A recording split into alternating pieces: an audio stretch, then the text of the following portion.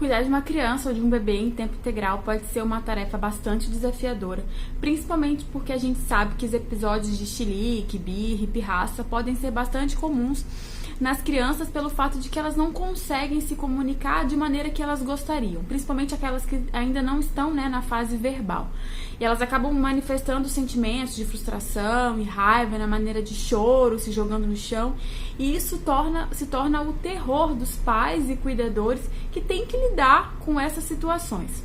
Se você quer saber como lidar com isso e principalmente como evitar esses episódios, fica comigo nesse vídeo que é sobre isso que nós vamos conversar hoje. Eu sou a Letícia, eu sou biomédica, mestre e doutora em bioquímica e eu sou mãe da Laura e do Levi. E se você gosta desse tipo de vídeo, já se inscreve no meu canal, deixa um joinha para eu saber que você gostou e bora pro vídeo. Para lidar melhor com esses episódios de chilique, pirraça, essas birras, ou evitar eles ao máximo, a melhor maneira que tem é a gente conhecer muito bem a criança que a gente tem em casa, nossos filhos, as crianças que a gente cuida. E para isso eu vou me basear no estudo que avaliou os 9 aspectos do temperamento. Na verdade, esse estudo é conhecido como o estudo dos temperamentos de Chess e Thomas. Esses dois pesquisadores, eles fizeram um estudo longitudinal bastante grande e a partir daí eles estipularam que existem 9 aspectos no temperamento que delineiam a personalidade da pessoa, não só para criança, isso também vale para adulto. E conhecendo esses 9 aspectos, a gente vai entender como uma pessoa ela pode reagir e se comportar em diferentes situações e a gente pode prever como o nosso filho vai se comportar e aí fazer pequenas mudanças e evitar esses episódios, desagradáveis de birra e chilique, principalmente quando são em público. Eu vou deixar o link na descrição do estudo. Infelizmente o material é em inglês, mas se você lê inglês, aproveita. Se não, fica comigo no vídeo que é sobre isso que a gente vai conversar hoje. O primeiro aspecto do temperamento que a gente pode citar é o nível de atividade. Esse é acho que o mais fácil da gente entender. São crianças que são um pouco mais quietas e outras que são um pouco mais agitadas. Crianças e adultos também, E o que a gente espera disso? Bom, crianças que têm um nível de atividade maior, você não espera que elas fiquem paradas muito tempo em algumas ocasiões. Sentadas, esperando, isso pode ser muito difícil para elas, Então, a partir disso, isso pode gerar com certeza um episódio de chilique, uma frustração dessa criança de ter que ficar parada ali e fazendo intervenções necessárias, distraindo de algumas maneiras ou evitando que essas situações de ter que ficar parada muito tempo aconteça, pode ajudar a vida de todos os envolvidos. O segundo aspecto do temperamento que foi elucidado por eles é o ritmo biológico. Como que isso funciona? Parece que algumas crianças já nascem com um reloginho muito bem definido, uma rotininha muito bem estabelecida, enquanto outros não. Eles fazem as necessidades num horário, num dia e comem melhor numa refeição no outro dia e isso fica meio bagunçado. E uma coisa muito interessante que eu quero falar desses aspectos do temperamento é que a gente não deve simplesmente aceitar eles e chorar as mágoas, meu filho tem um ritmo biológico meio bagunçado. Você como cuidador, você pode ajudar essa criança a entrar num ritmo que seja confortável tanto para eles quanto para todo mundo, Não é forçar uma situação e esperar que você construa uma criança ideal, muito pelo contrário, esse estudo ele vem justamente para desmistificar essa criança ideal que existe, que é quietinha, que fica parada, mas algumas coisas podem ser feitas para ajudar isso a entrar na rotina, Por exemplo, esse do ritmo biológico é realmente da rotina. Você ajudar a criança a criar uma rotina que a gente sabe de todos os benefícios que uma rotina traz. O terceiro aspecto do temperamento é a resposta inicial. Isso também é muito fácil de entender. Por exemplo, a primeira vez com um brinquedo novo, como que o seu filho se comporta? Ele vai curioso ou ele se afasta? Isso serve também para as pessoas. A primeira vez que ele vê uma pessoa, ele se afasta com medo, chora se a pessoa se aproxima ou ele vai de boa, Isso a gente pode também já ir percebendo essas pequenas diferenças nas crianças e nas pessoas.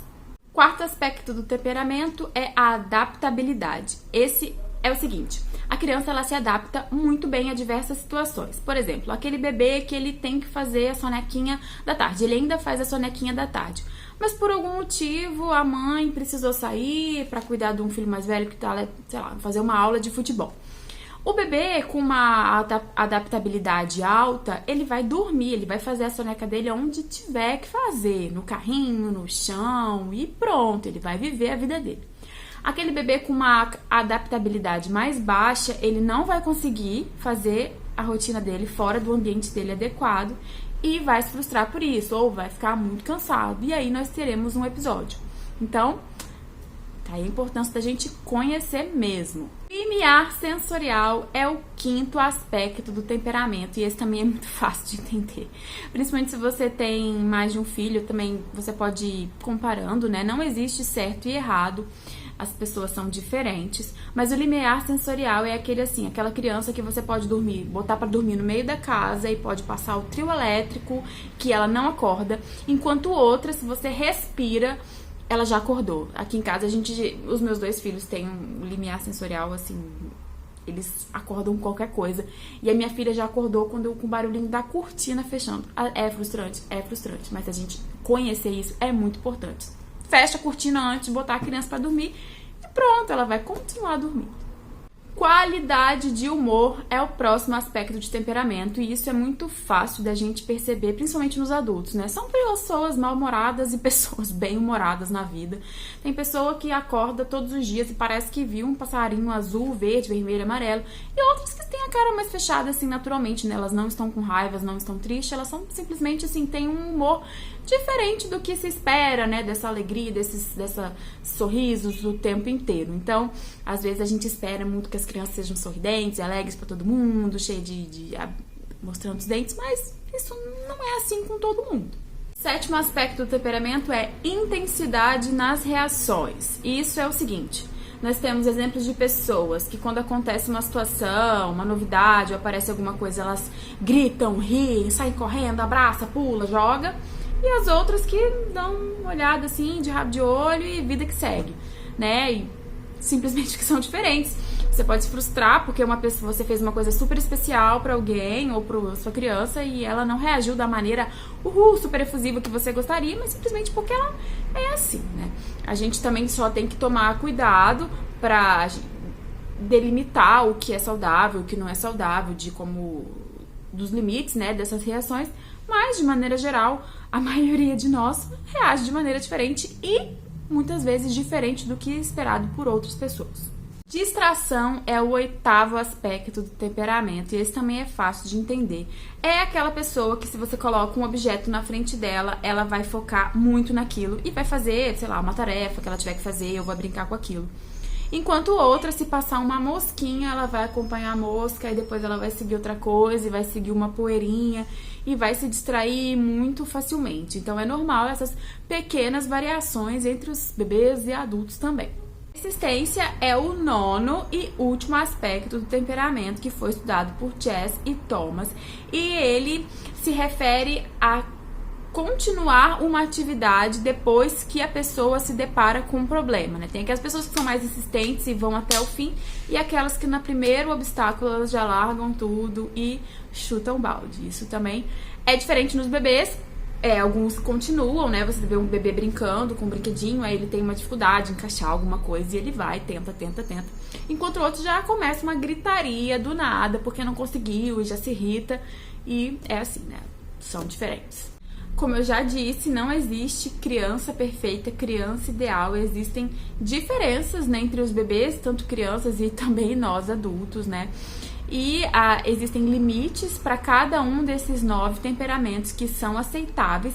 Limites muito, sei lá, se a criança tem, por exemplo, uma distração muito forte ou um foco muito forte, isso pode ser um indicativo de alguma alteração, alguma patologia ligada a isso.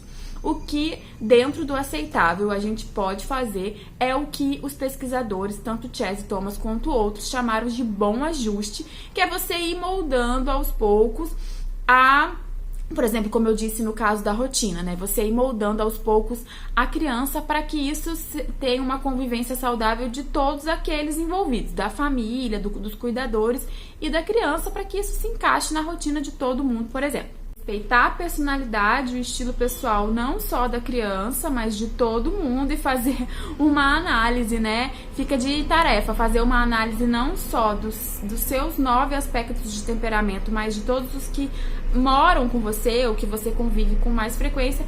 Vai ser um exercício muito legal para auxiliar nessa convivência de todos. Eu espero que esse vídeo tenha sido esclarecedor. Se ficou alguma dúvida, pode deixar nos comentários. Um beijo e até a próxima dica.